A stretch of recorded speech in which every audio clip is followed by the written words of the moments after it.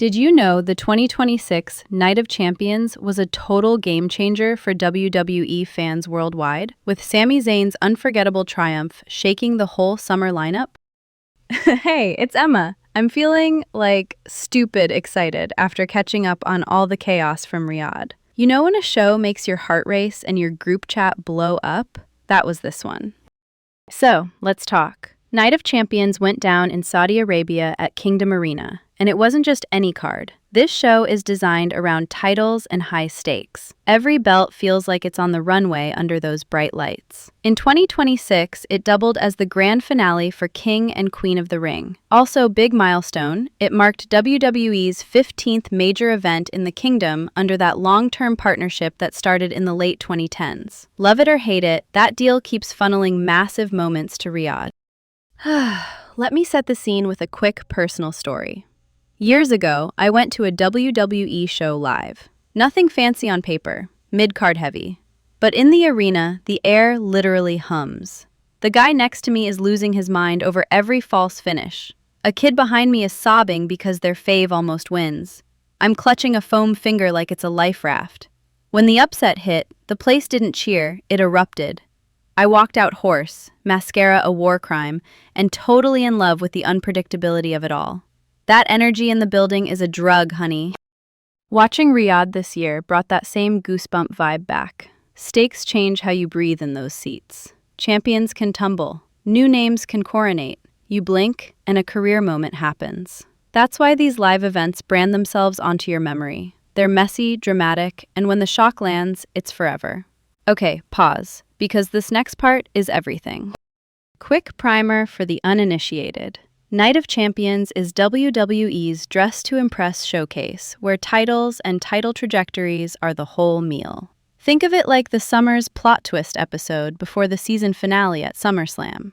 In 2026, they baked in the King and Queen of the Ring finals, and winners earn world title shots at SummerSlam. Also, distribution tea. This was the first Night of Champions to stream on ESPN in the US, with Netflix carrying most international markets, plus regional partners like SuperSport and Abima. That's a major platform glow-up after the Peacock era. Translation: more eyeballs, more memes, more Monday morning arguments. Now, key players. The main event triple threat: Sami Zayn, Cody Rhodes, and Gunther. Quick who's who. Cody is the defending undisputed champ, the American Nightmare, legacy star, big prestige energy. Gunther is the ring general, dominant, surgical, terrifying in the best way. And Sami Zayn, a veteran beloved underdog whose heart is basically a national treasure. The road here was messy. Earlier in June, there was a controversial ref moment when Sami was the special referee for Cody versus Gunther and counted a very fast 3. That chaos blew up into a 3-way for Riyadh.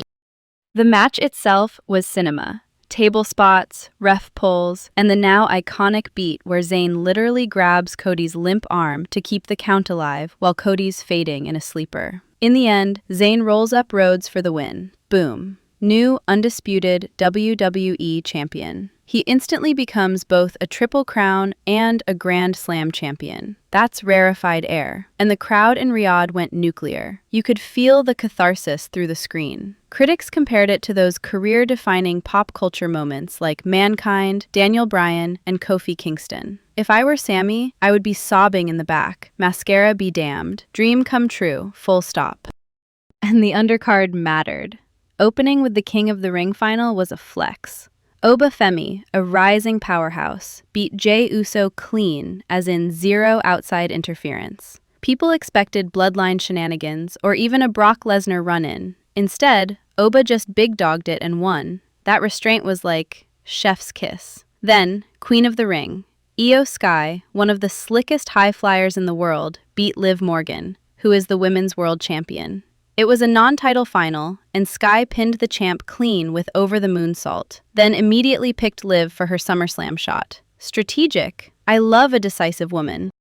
We also got a steel cage brawl. Seth Rollins versus Braun Breaker. Rollins is the veteran show stealer. Breaker is a freak athlete and part of that faction web called The Vision that started with Seth and later booted him. This was violent. Superplex off the cage through a table. Breaker bleeding. Seth wins after a pedigree and a second rope stomp. Some folks hated the weapon-heavy cage vibe. Traditionalists want the cage to lock people out, not to enable more plunder. I get it, but the spectacle was, honestly, wild. Mid-card drama time. Trick Williams kept the U.S. title against Ricky Saints. Quick explainer. Trick is a charismatic, rising champ. Saints is a fresh face, hungry for a breakout. Rapper Lil Yachty, yes, the actual charting artist, walked Trick to the ring. Saints pulled an old-school ruse by pretending Yachty attacked him, which got Yachty ejected, and gave Saints control for a while. But Trick rallied and hit the trick shot to retain. Celebrity crossover, harmless chaos, winner stays hot. Love that for them. Then the Women's U.S. Championship. Tiffany Stratton versus Jade Cargill. Stratton is a glammed-out technician with mean girl bite. Cargill is a freakishly gifted athlete with main event aura. The finish was a full-on traffic jam. B-Fab and Meechin run in. Chelsea Green pops out from under the ring because of course she does. Charlotte Flair, 16-time royalty, smacks Jade with the belt. Stratton pins. It advanced a lot of beefs, but yeah, the in-ring action got overshadowed. And for Jade, it's her third straight big show loss. Not great optics, but it sets up revenge TV. Big unanswered question. That earlier fast count by Sami when he was the ref, was it a heel move, a desperate cry, or just storyline spice? For me, it was necessary heat. It pushed the Rhodes-Gunther tension from courtroom drama to bar fight, and it forced a triple threat where everybody felt equally dangerous. The triple threat layout then protected everyone's stock. The champ wasn't pinned in a singles, Gunther looked monstrous, and Sami proved opportunistic but not fluky. If you hated the ref angle, I hear you, but the payoff in Riyadh slapped. Post-show spice. Gunther confronted Nick Aldis, the on-screen SmackDown general manager. Gunther calling him a failed wrestler and getting physical was bold. It keeps Gunther hot despite the loss and hints at an authority storyline. Also, small but meaningful detail, bilingual presentation. English voices Michael Cole and Corey Graves on play-by-play and color, with Arabic commentators Faisal Al-Mugaisib and Jude Al-Dajani on the local feed. That localization matters. You could feel WWE courting global audiences on purpose. And because this is pop culture, not just pile drivers, the Danhausen cameo before the Queen final was hilarious. Danhausen is a cult fave comedic wrestler who curses people. He confronted Liv and, well, she got pinned. Silly, yes. Did it telegraph the finish? A little, but it added to the show's memeability, which, high-key, is currency. One more macro note. WWE moving forward with Riyadh while other sports, like Formula One, noped out of their 2026 Saudi stops due to regional tensions. That contrast sparked debate. Optics matter. WWE doubled down on its long-term partnership, and the show went off without incident. I'm not here to tell you how to feel, just saying the business reality and the fan reality can be two different lanes sharing the same highway. Okay, let's move on. SummerSlam is on deck. We've got Sami's first big title defense to forecast. Io Sky versus Liv Morgan, and Oba Femi lining up his royal shot. Expect receipts, betrayals, and at least one table dying for our sins. So that's the tea, folks. Keep your eyes on the ring and your ears peeled for more drama next time. Later!